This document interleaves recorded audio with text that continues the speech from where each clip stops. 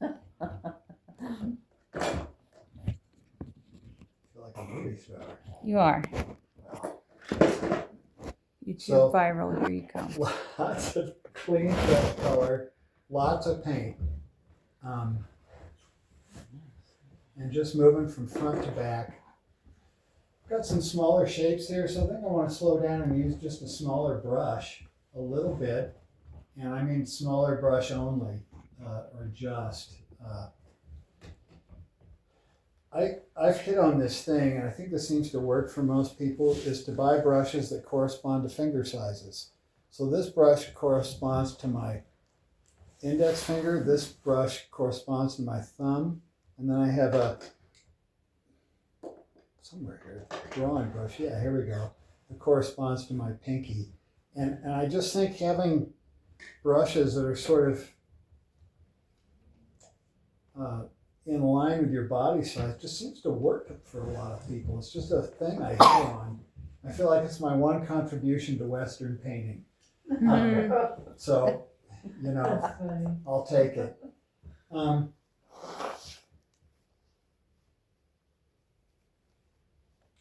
Keep working from back to front. So I'll start over here with this guy.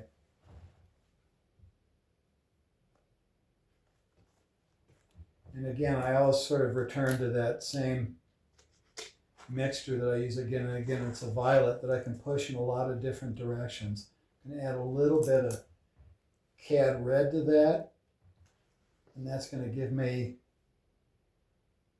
optimally sort of a cooled down gray and a lot of terp added to that, or a fair amount, I should say. And just see, that works pretty well. I'm just going to use that for the dark shape along here. It's cat. I use some alizarin too. Okay. Uh, Okay, that's good.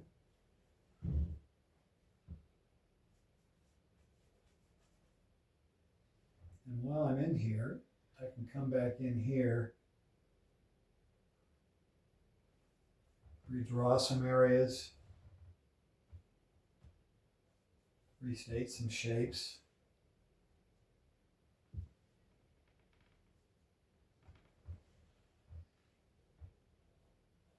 Restate some values if need be.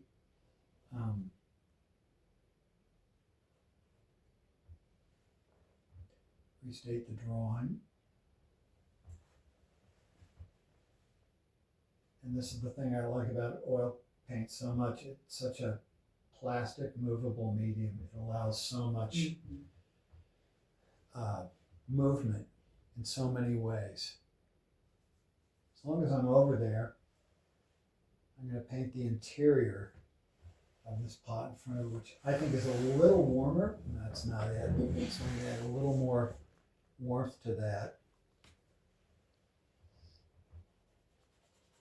There we go.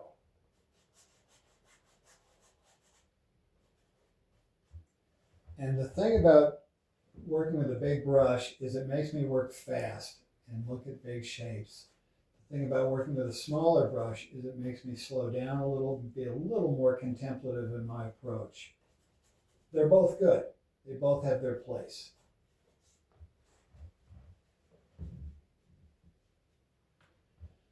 Top of this is just a gray. It looks to me like a cool gray. So I'm going to add a lot of white to this pile. And I'll do this a lot. I'll work out of the same pile for a long time. And that's how I work. But it's really okay to work how you work. And some people mix a new pile for each color. And I think we talked about this in class. Lucian Freud did that a lot.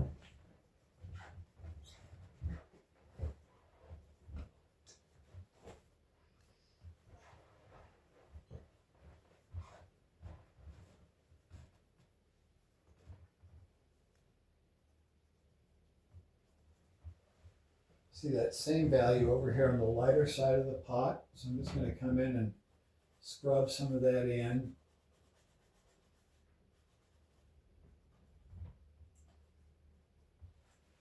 kind of losing this in the background, which I really like. I think that works well in the long run, but I don't want to lose it so much that I can't find it at all. So I'm just going to come back in.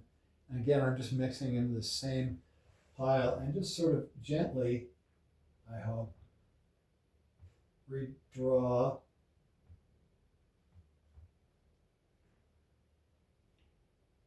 those areas along the top that are the ridge there. I don't know what you call that.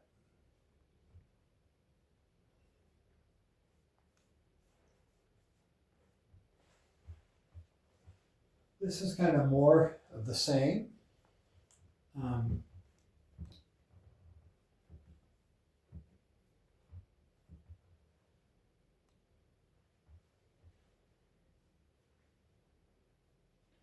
Should fix that. I've got that great big white hole there. The top of that Comet can is weird. I know Carice painted that over at Artisan, and we went back and forth. Is that thing warm? Is that thing cool? What is that weird color up top?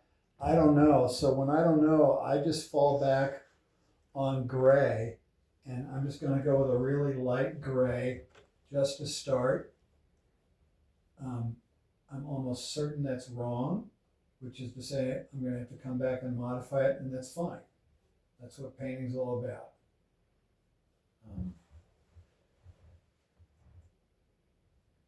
I've got that rim, that yellow shape. And my God, I'm just going to add a little green to that just to darken that. As long as I got green on the palette, I'll use it. And I know that my drawing here is off a little bit, but it's pretty easy to find because I had it earlier. And then the light shape, I'm just going to add a little bit of yellow ochre and a lot of cad yellow. And I like to add a little bit of yellow ochre to this because I find just pure cad yellow, to me, and this is just my personal taste, is color-wise just a little jarring. And that's just me. And, you know, people have lots of opinions about color, and they're all kind of valid, I think. You know, everybody gets to have their own way with color. Do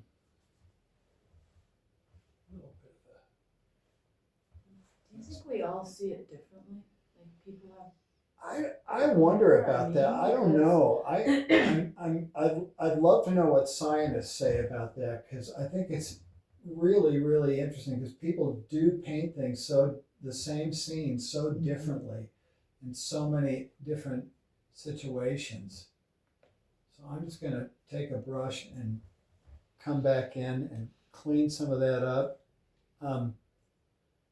A woman in the Thursday class asked me, because I was working on a demo, she said, so you kind of leave like little bits of white peeping through your canvas, and optimally I don't. Optimally I paint everything, but in this case, I'm gonna, because I'm just knocking it in, I'll probably have some stuff showing through.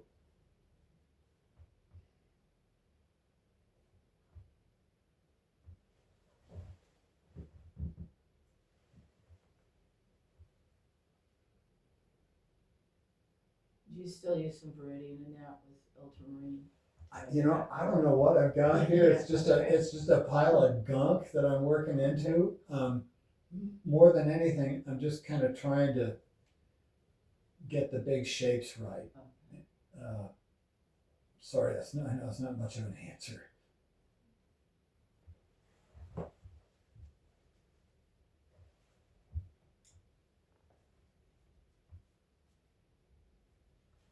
So I'll work on this guy over here, and he's a gray. And again, I'm falling back on the same thing of blue and red and a lot of white.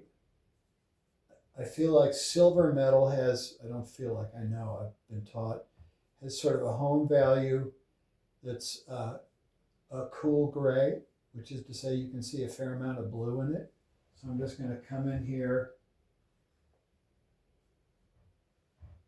I think that might be right.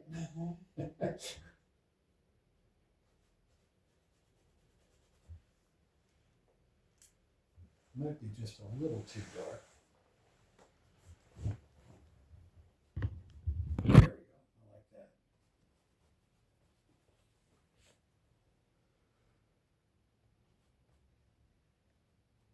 Just clean that up a little bit. Clean that background up.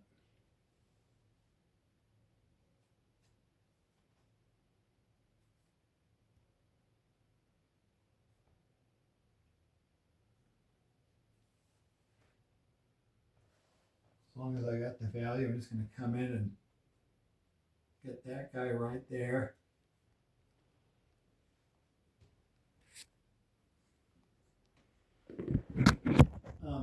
This value, the darker the camera, is melding into the side of the can. I kind of like stuff like that. I think that looks nice in a painting when an artist does that, lets that happen. Some of the stuff that I'll do, I'll change. Some of the stuff, optimally, I'll leave. And I think one of the things that's really great at looking at, you know, other people's paintings is the choices they make. You know, a painting is really just an ongoing series of corrections. And the choices that people make are really interesting to me, you know, because I'll look at stuff and I'll think, wow, I never would have thought to do this or leave that or correct that. And I think that's one of the great things about painting is you can find so many various approaches to the same subject matter. So I'm painting the light side of this, which I see as being cool and darker than the area behind it. I'll just do the same thing over here.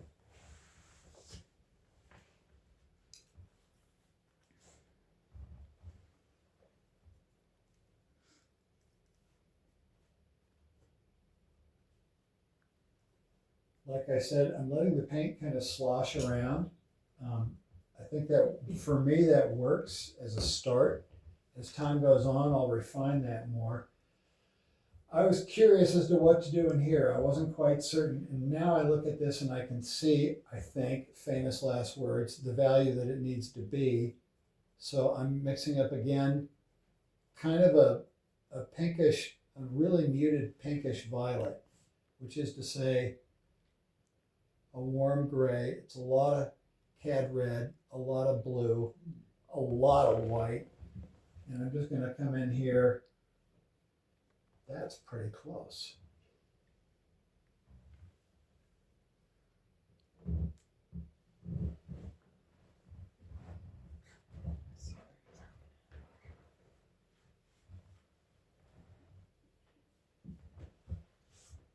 You guys are being ominously quiet right now. I'm getting nervous. We're just watching. Oh, okay. You're the master. I am not a master. I thought, oh no, maybe I'm doing it wrong. No.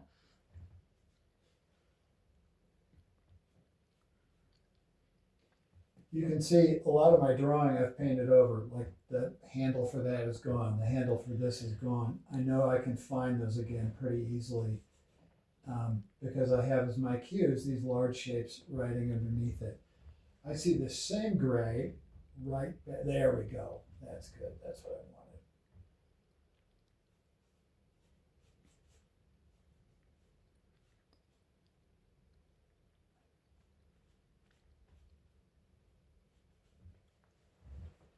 I want to locate this on the ground plane with those darks. You guys can probably see there's a real dark shadow accent along the bottom there. It's interesting. It's almost kind of a greenish gray. I'm not sure. So I'm just going to mix up a lot of blue, a little bit of red, and some cad yellow to bring a little bit of color life to it. And I might be wrong here, but it's just this like sliver of a moon's shaped stroke, and that's pretty good. Sometimes I get it. I can use that same value to come back and find the handle there. I'll come back and get that later.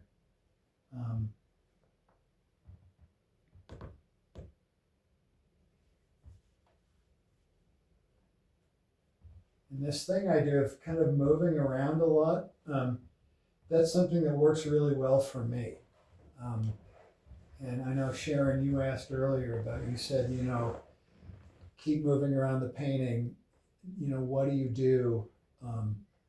Why are you doing it this way? And, every day is different. I do have sort of an overall plan I use for painting, which I've talked to you guys about, from top to bottom, from back to front. But sometimes I just get caught up in an area and excited, and I'll just bulldoze away in that area for a while. Well, is it also because you have that color on your brush and That, see it? yeah, that. Go for it. Well, doesn't it help with the color uniformity of the painting to bring it all together? It really does. It's a great comment. It really, really does. And I really like working with this small palette because it kind of forces a degree of color unity. Having said that, I can still paint dreck. I frequently do. I'm just going to take my brush and just clean up some of these areas just a little bit, soften things, fix my drawing. I find I can oftentimes do a lot with what's already on the canvas. I don't necessarily need to add new paint. Just push things around. Let's get to this guy.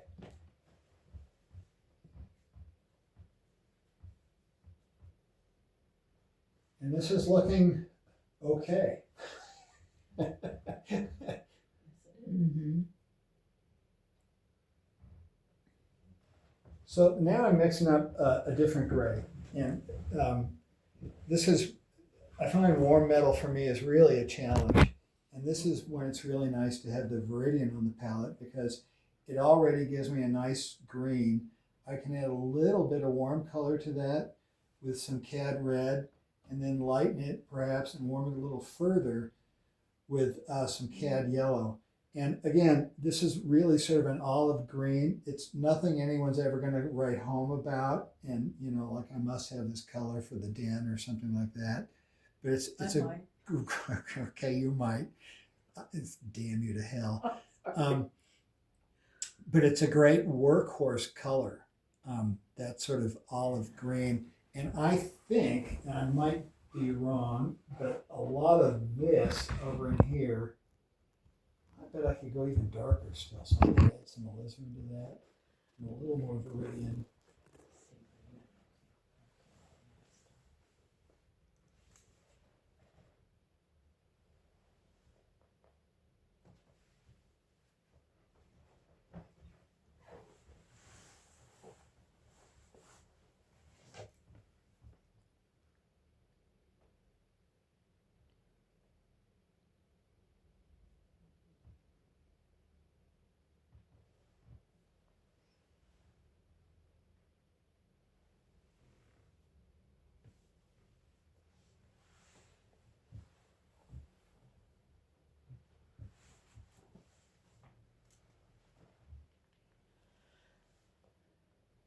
So you're doing the dark parts first on that. I am. And always you do that?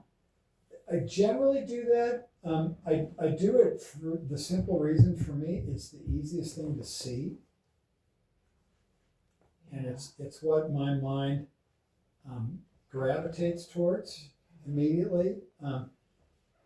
It's an approach you'll probably hear again and again in painting, do the darks first. It's what I was taught to do at the writer's school. It's what I was taught to do at the academy. There are times, though, where I like to break from that. And one is actually, if I can remember to do it, and I don't all the time, sometimes I forget and just do the shadows anyways, is painting really light things. So, for instance, painting clouds outside, I find it actually works better for me to paint the lights of the clouds and then paint the shadow shapes back into it because it helps me preserve the values. So those are like the darkest darks. I'm going to warm that pile up with some cad red and some cad yellow.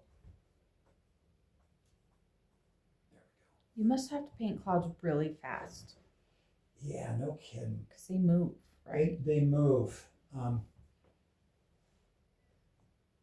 Like all those, the setups that you were showing us of like the oxen in the water, Yeah, like painting waves. How do you even do that? you know, I'm just gonna guess, and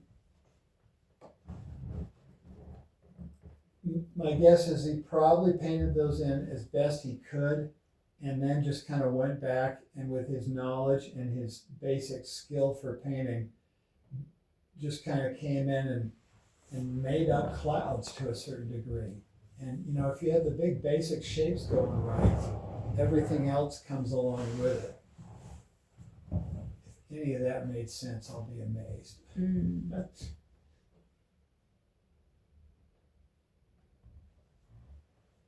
So there's this really rich golden color in here, but it only works against this grayer, darker area.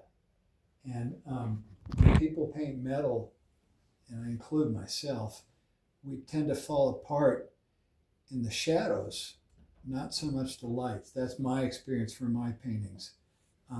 So I'm going to mix up a lot of yellow, some yellow ochre, a little bit of cad red just to keep it sort of rich, and I'm going to just introduce a little bit of the shadow color into that mix for continuity's sake.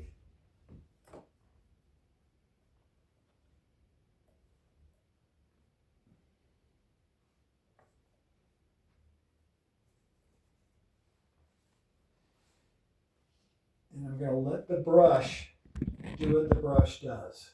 I'm going to let the brush slosh some paint around.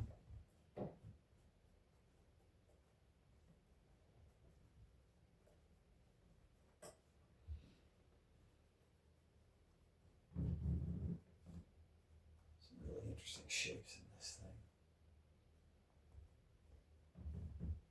Now, obviously, that is not all that's going on up there. There's a lot more going on, but that's a start. It's something I can work with.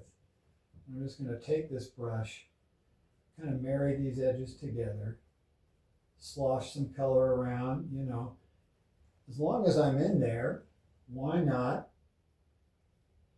move some color over into there too, and just keep things moving around. There's a lot of reflected light in here, and I know with a warm light source and a light ground plane, we're going to have warm lights in here probably, but I don't think it's as warm as this. So I'm going to just, again, do this thing. If I've got this grayish pile here, and I'm just going to marry that into this warmer pile. And I might change my mind with this. I might come back and say that's completely wrong.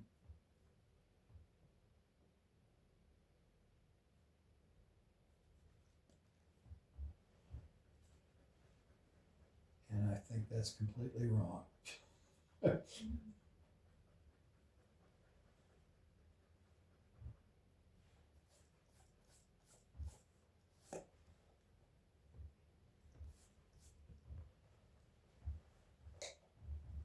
So now I can come back with a smaller brush and paint in some of those really intense shadow accents. I'm just going to use green and a lot of alizarin.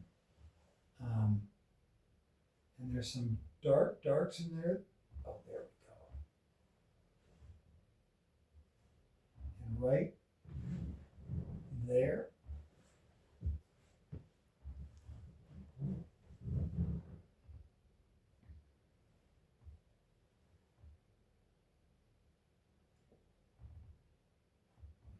My mistake is to always go too light because it's so beguiling painting warm metal. That warm surface color is so exciting. I just want to get in there. What? I just like that. I can feel some teasing coming my way. I get the feeling you like to paint. No, I do. I mean, there aren't a lot of people that get excited Yeah. about a surface color.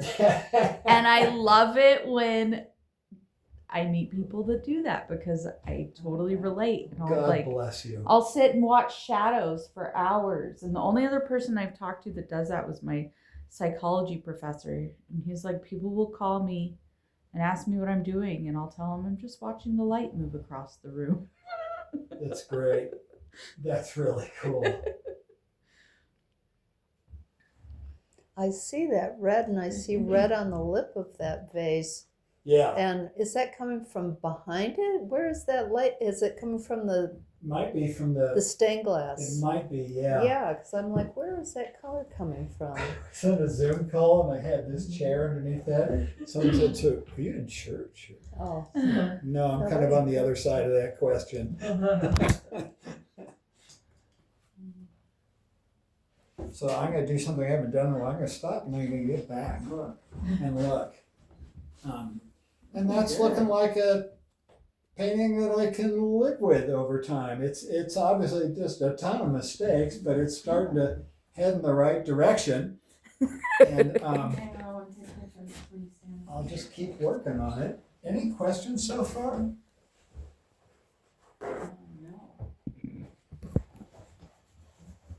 Just for the heck of it, I'm just going to put some.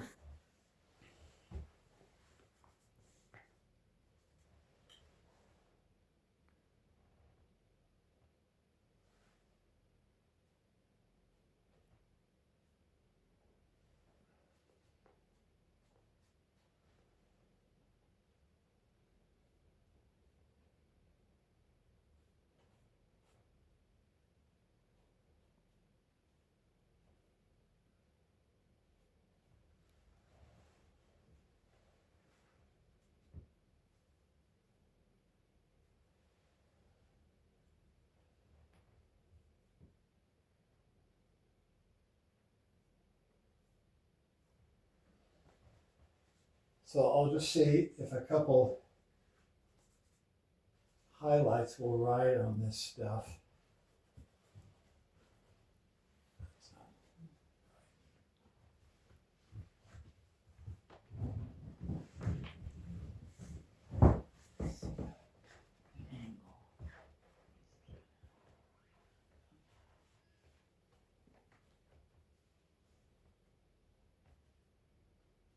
and the other thing, Bill, is you usually do the whole background, but you didn't do your floor this time. I didn't, and it's because I've got so much ground to cover that I'm just kind of working my way down. So I've gotten down to about here, and I need the next is the ground plane.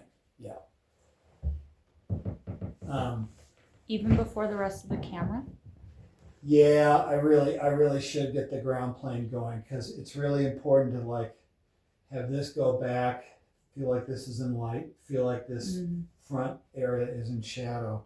I want to just place a couple highlights on this guy just to see if I'm on the right track. I think I am. I'll get rid of these later, but I'm just gonna, God, this is a great opportunity. You know how I tell you guys not to nudge a highlight? Remember that?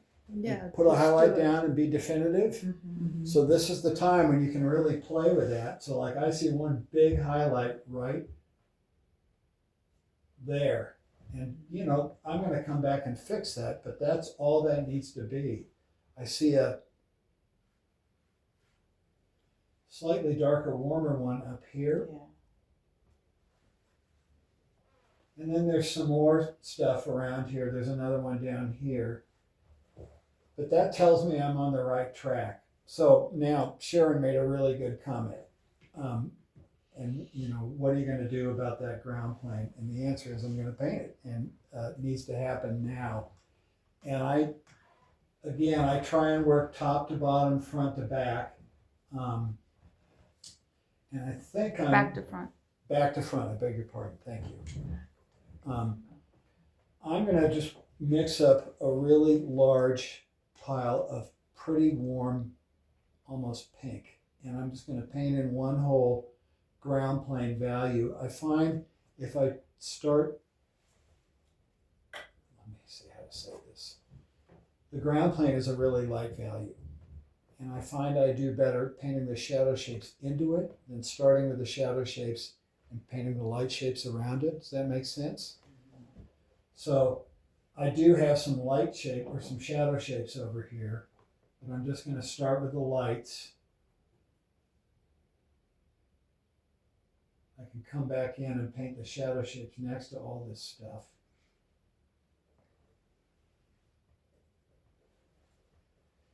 And this is more me going just for value than color. I know, frankly, that I don't really see a whole lot of pink up there on that ground plane, to be honest. I'm just kind of inventing a color that's the approximate value.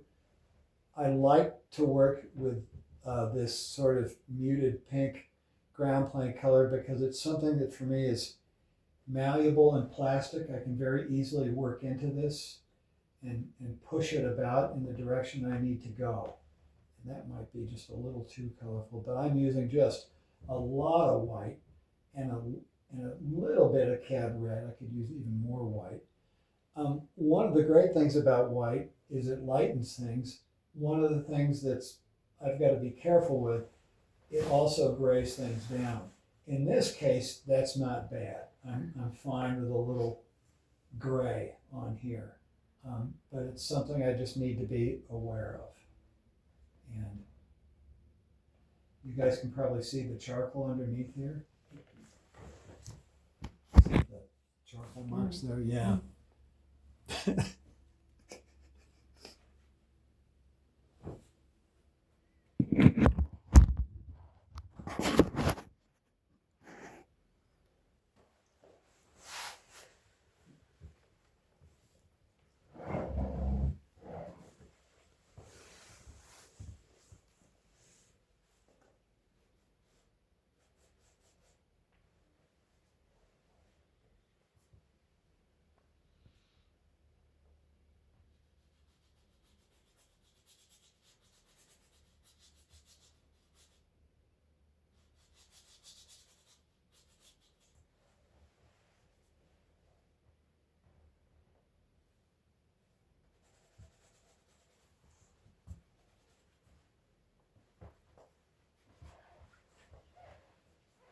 So what that does, it gives me a value that I can like use as a reference point. I can look at that and go, okay, if that's how light the light is, then I can gauge the shadows against that more easily. So, and I mentioned earlier, you know, I like to paint clouds by painting the lights first and then coming back in with the shadow shapes, at least when I paint outside. And I do that because it helps me control the values. I find if I start with the shadow shapes of a cloud and then paint the lights against it, I frequently get the shadows much too dark, and then it just looks like a procession of misshapen gray cookies floating through the sky. It's a happy thought. So I'm just mixing into this pile a little bit of blue, a little bit of alizarin just to cut that blue down. I've already got some cad red in that pile. It's a very nice, to my eye at least, appealing blue-gray, and it works because it's a different value than the grays that I've painted into the metal, which is to say it's lighter and a little cooler in this case because it's on the ground plane, and I have that. Yeah, I have a warm light source, so I have cool shadow shapes. And this is just a tactical thing I've learned for me, and everyone does this differently. You know, some people can very easily control their values all the time. I have to work at it. I'm not very good with it sometimes. So I'm just painting big values. Yeah, shadows on the ground plane.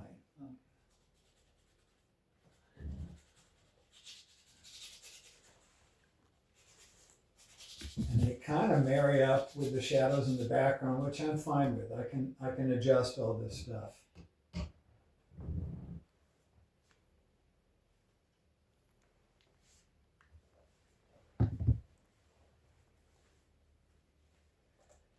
So now I've got the shadows of the shadow shapes, the dark shapes of the glasses.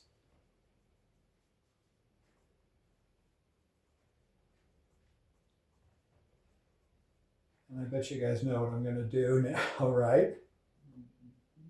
Mix up a gray. Mm. Yes, Mr. Ray. Red and blue. That and the camera are the darkest, aren't they? The glasses and the camera, the blacks. They're pretty dark, but actually I think the darkest darks are in this guy. Yeah, maybe.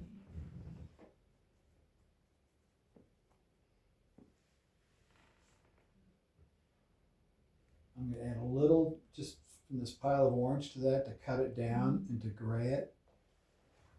And just come in. That's not bad.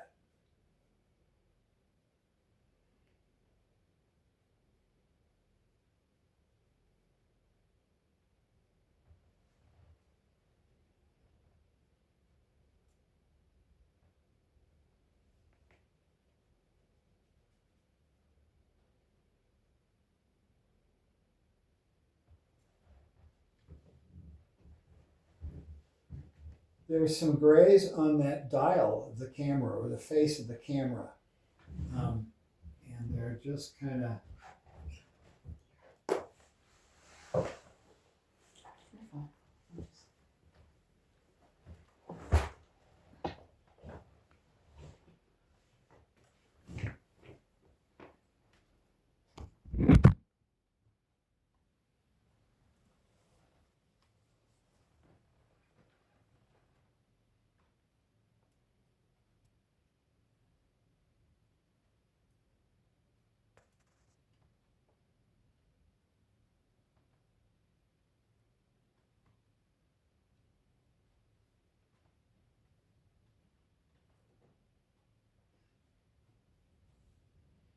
tell I'm going to have to come back and really work on the drawing of that camera. Just gonna, there we go. I'm gonna slow down and use a slightly smaller brush for these smaller areas. That metal gets a little warmer and lighter as it moves into the light. Something to remember, I don't know where I heard this, but things don't necessarily just move into light, they also move into color as they get lighter. Not always, sometimes.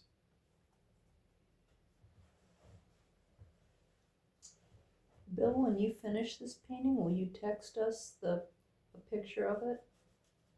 Well, I was going to see if you guys wanted to come back next week Yes. and watch me finish it. Yes. If you'd like to do that, I'd be fine with that.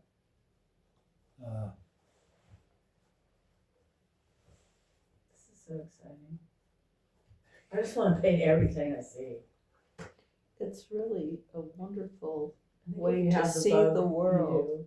Yeah. It's just totally changed the way I look at everything. Especially living out here, I hate to say it, it's amazing. It's so beautiful, yeah. I remember coming out of classes at the academy at night and thinking like, wow, everything's a painting, you know, which is really kind of neat. Everything's like a postcard and a painting Yeah. around here. And I just go, how would I make that color? How would I replicate that color?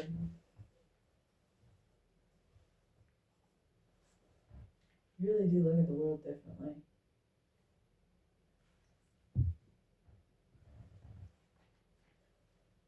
Why do they think artists are crazy? Talk to me for about an hour and a half and you'll figure it out. So the last thing I want to do before I stop is I have a plane change here. It dips down. If this is light, I want this to be a little bit darker. And a plane change is an invitation for a painter to keep all the values within that plane corresponding to each other. They don't have to be exactly the same, but they're corresponding to each other. So, oh, good. So see the foreground in that? There's the same thing here. There's a plane change here. There's the top. Here's the side. There were highlights in here as bright as that. And someone more talented than I could probably make it work, but I couldn't. So I just kept everything in that value. And no one has ever said, hey, what the hell are you doing here?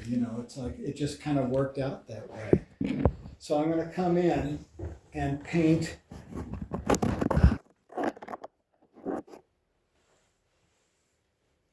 an overall shadow value that I will come back into later.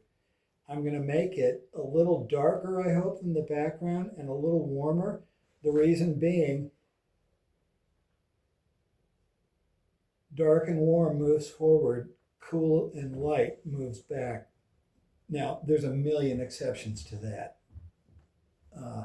I don't want to posit that as a rule like I just did, but it's just kind of an observable phenomena.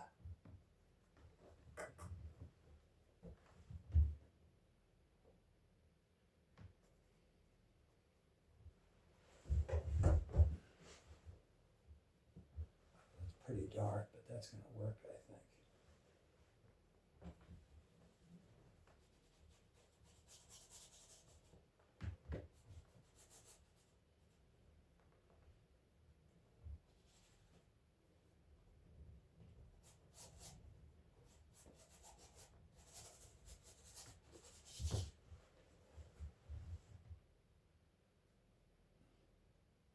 What's in it? Liz and It's just alizarin and blue. I'm going to hopefully make a slightly lighter value for the lights that'll correspond by warming it up with just a little bit of cad red. And I could go lighter still. And you guys can see how I'm having kind of troubles with the values in here a little bit. Well, not troubles, but I have to work to keep the values right. And that's why I like to paint the lights first, the big light area, and then paint the shadows next to it. And that for me, that works. That might not work for everybody. And that's something that's, I should say, I'm just talking about what works for me. There's so many great painters out there that you guys should look at, and they do things a lot differently than I do. And I'm just doing what I do, and I think it's really important to try a lot of instructors and see if their way works for you or not. And I've taken classes with people, and I thought, well, I really liked him or her, but that way doesn't work for me, or it's like, that way that gal or that guy does things really does work for me. And I think it's just really important to find those variations and kind of work with a different instructor a lot, because you'll find stuff that works for you that I might not be able to give you at all.